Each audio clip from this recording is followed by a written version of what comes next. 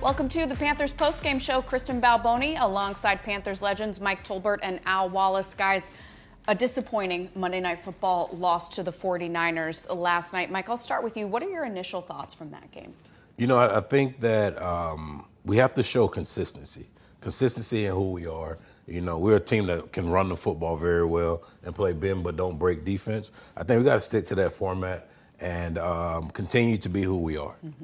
Yeah, I'll echo that. I think when you look at this performance last night, for me, a former player, and obviously being a huge fan of this team and Bryce Young and Dave Canales, it's disappointing because you knew the opportunity that was right in front of us. Big stage, Monday Night Football, and to come up short, the disappointing is the word for me. So you mentioned consistency, Mike, and we're going to take a look at some numbers here, specifically with the offense. We saw the defense put together a great performance specifically in that first half, giving the offense opportunities. But when you look at, as you said, that inconsistency, what do you see from these numbers? I know you mentioned the run game. Yeah, well, we didn't have as many plays as you would like, you know, total all throughout the game anyways.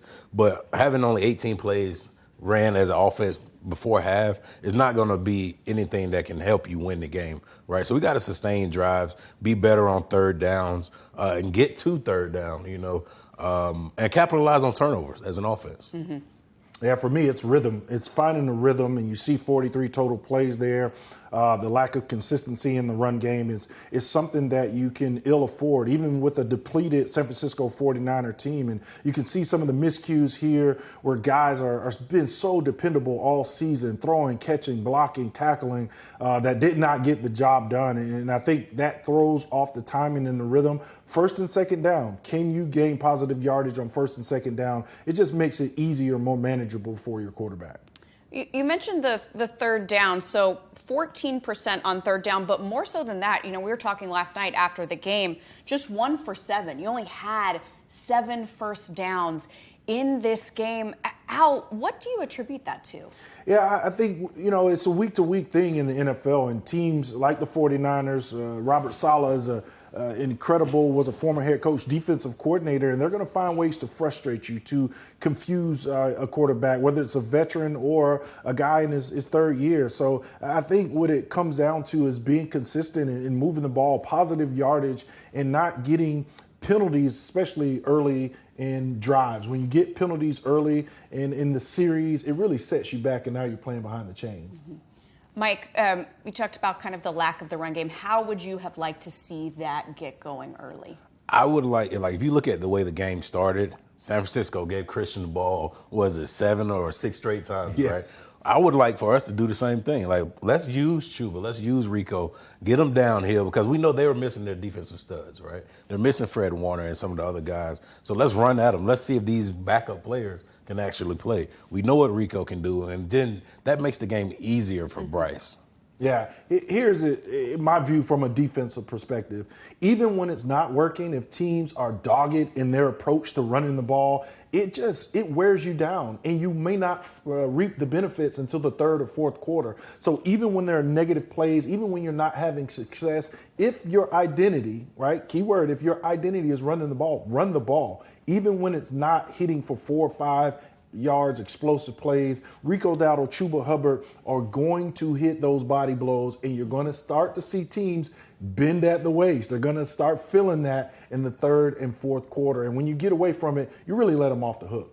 You mentioned, Al, some of these players that this team has come to rely on. We expect Tedero McMillan to have a big game, and there were some miscues in that one, which is bound to happen throughout the season. But what did you see between Bryce and T-Mac? Yeah, there's a bit of a disconnect. And you know, it's hard for us to say. I don't want to pretend like I'm the expert, that I go to these practices and I understand the relationship and the timing and the play calling of what it is between, you know, those two guys. But I do know in the offseason they built an incredible rapport. We saw that last week on the touchdown where T-Mac kind of breaks off a route and does a little wheel in the end zone for a touchdown. So you just got to get back to that. And it's a long season. He's a rookie. It's a young guy. And you just never know what is going on in the week of preparation that leads to this. And they're on the West Coast. Who knows what it was, but they were a little bit disconnected. Mm-hmm. And as we said, that's bound to happen every once in a while.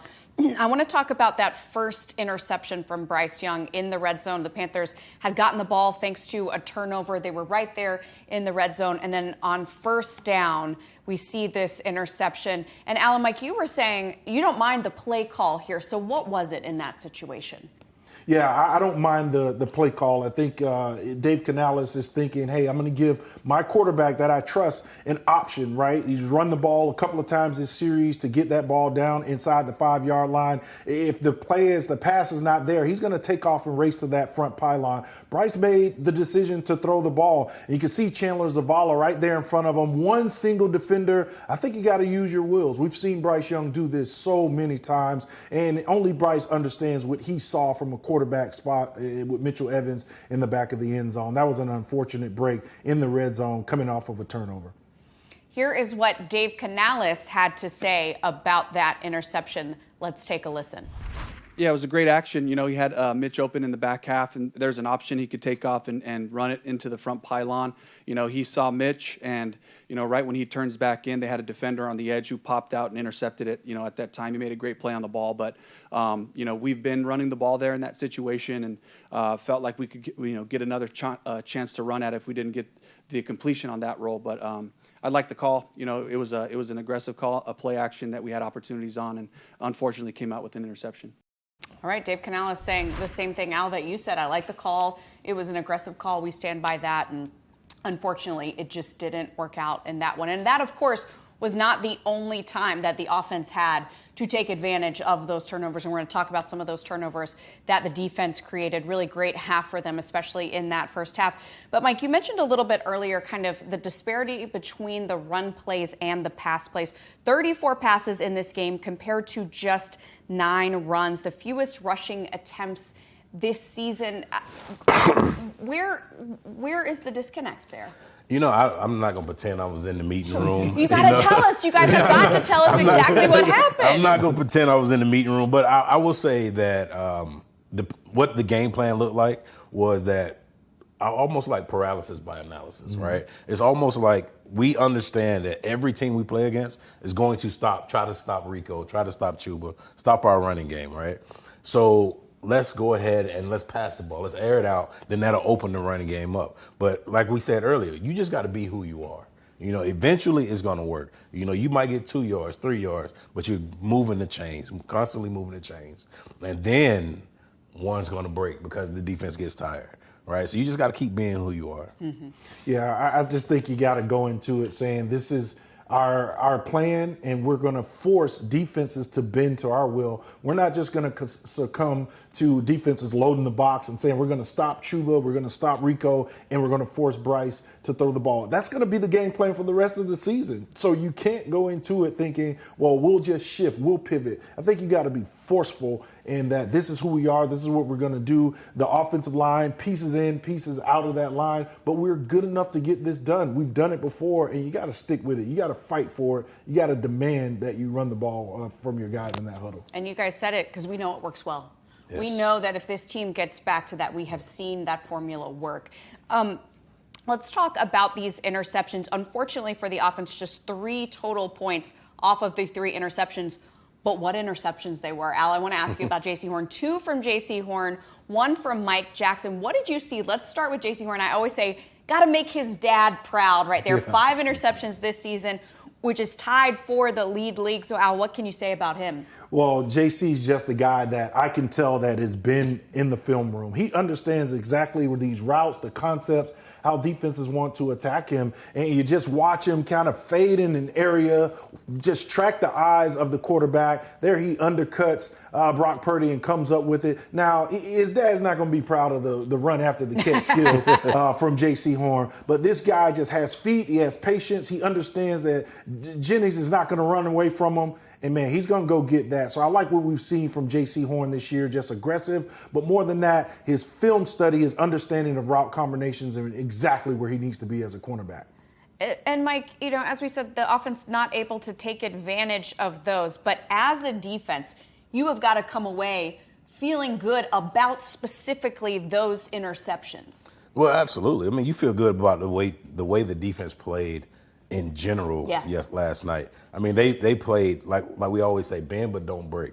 You know, there's not like we had 1,000 points scored on us. You know, they continuously made plays when they needed to be made. You know, you put Christian in the box. You came up with 3 turnovers, you know, in order to give your team an opportunity to win the game. And how does that build confidence out going forward into this season, which is still very much up for grabs in the NFC South? Yeah, I think as a defense, you just want to give the ball back to your offense. You want to create short fields. You want to steal possessions away. In the NFL, teams are so good on that offensive end. And when you see this defense perform the way it did, especially on that back end, understanding how talented the wide receivers are in the NFL, and you'll get to see another group coming up this week with the Rams. You feel really good about Jaycee and Mike Jack and all the guys that have stepped up and performed well. This offense has to take advantage of that. If I'm going to give you the ball on a short field, I'm going to buy you an extra possession by taking the ball away from the opponent. We need to put points on the board, and yeah, I know they'll look at that when they break down this field and see some opportunities lost. And then, Al, unfortunately, what was the highlight of especially this first half, that defense started to sustain some injuries, right? They come in already down their starting linebackers in Trevin Wallace and Christian Roseboom. And then you look at some of the injuries that happen, especially on the defensive side. Jaycee Horn goes out with a concussion, as does Claude Sherrillis, who was already filling in at that linebacker position. And then Corey Thornton, who was filling in for Jaycee Horn, also goes down for an ankle. And you hate to see that. It's late in the season. We know that every team has injuries, but gosh, it was hard to watch yesterday. Yeah, it's tough because guys are able to step up. You're talking about Claudine Cherlis, who stepped in with Broseboom and Wallace out, and you can see the physicality that he brings to the game. He goes out. We just highlighted Jaycee Horn and the interceptions and the plays he was able to make. It makes it tough if you're a Jero Avero to go out there and implement your game plan to make sure guys are capable of doing what you're asking them to do if all your horses are not out there in the race. And man, it was tough to see body after body go down on that defense. Mike, at this point in the season, the Panthers are still yet to have a bye, one more game before that. You both know how tough it is on the body. What are these guys feeling right now? Well, I mean, they're going through it. This is the point of the year where, especially for rookies, this is what we call the rookie wall. Around week 12, week 13, where most colleges are getting ready to wrap up for the season. So they're not used to it. They got to get their body going for another 5 or 6 weeks and a playoff run. So this time of year, everybody's dealing with something, whether that's a finger or a hamstring or whatever it may be. Everybody's dealing with some type of injury, but you got to fight through it, right? You got to continue to be who you are, be where your feet are, be present in every day. All right, coming up, the guys are going to go to the board to break down that run defense. But first, if you need gift ideas for the Panthers fan in your life, we've got you covered. Go on over to shop.panthers.com. You can shop our gift guide at shop.panthers.com/X-2169. Great stuff over there. Go check it out. Back here on the Panthers postgame show, Mike Tolbert, Al Wallace here for you. Taking a look at the Panthers defense, who gave up 20 points to the San Francisco 49ers last night. But Mike, let's take a look at Christian McCaffrey, this running game, this Panthers run defense that's been solid this year. They've really picked it up. They've gotten some bodies back that are healthy. We'll just look at how teams are starting to attack this defense. The key right here, as always, is going to be able to find number 95, figure out where that guy is on the defense, and kind of say, hey, can we run away from him right here? We're going to show you Derek Brown right there. Because he's right there, we'll highlight him.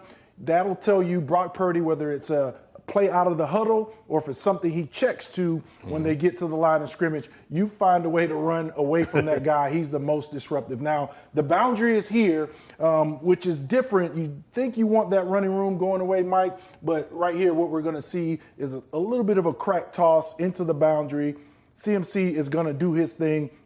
But you know that. So we'll stop it right here. We'll take it back just a little bit so we can look at how this defense is aligned. So this is the 3-man front. Panthers are multiple. They're going to line up in a 4-man front in this version here. 1, 2, 3.